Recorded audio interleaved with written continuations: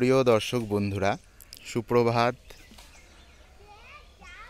এখন আমি এসেছি সকালবেলায় নহাটার কনেকপুরে। এবার যাওয়ার মুখেই এই সাঁকোটা পার হতে হয়, এই ব্রিজ।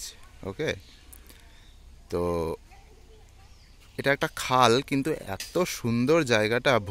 ভোরবেলা তো রোদ্দুরটা উঠেছে, রোদটা এখানে সুন্দর ঝলমল করছে। আর একটু এগিয়ে যাই, এটা হচ্ছে নহাটা, উত্তর 24 পরগনা, কনেকপুর। ঠিক আছে। আমার একটা কথা মনে পড়ছে, ছোটোবেলায় যখন ছবি আঁকতাম বা বাচ্চারা ছবি আঁকে, সেই সময় যেমন নদীটা কেমন জানি আঁকা বাঁকা হয়ে যায় না, ঠিক তেমনই সেই ছবির মতো পুরো লাগছে। গ্রামের পরিবেশ।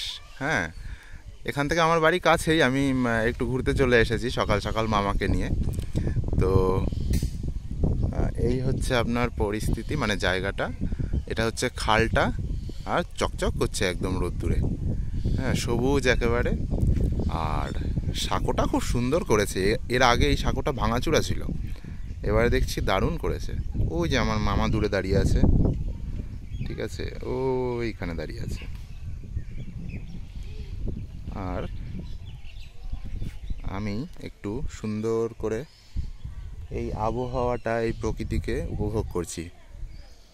সকালবেলা রোদ ঝলমল করছে, আর সুন্দর পরিবেশ। এখান থেকে টোটোও যায়, এই দেখুন। এটাই হচ্ছে এখানকার মানে সংযোগ স্থাপনকারী ব্রিজ।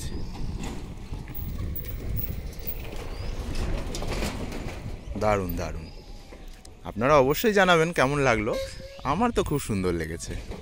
আমি এখানে মাঝে মধ্যে আসি, একটু দূর আমার বাড়ি থেকে, তো মাঝে মধ্যে আসা হয়। অনেক দিন পর আজকে আবার এলাম।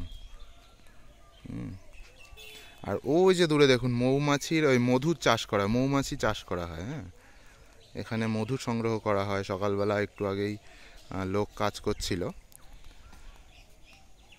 আর এই হচ্ছে পরিবেশ। দেখা হবে নতুন কোনো সুন্দর পর্বে। ততক্ষণ ভালো থাকবেন। টাটা।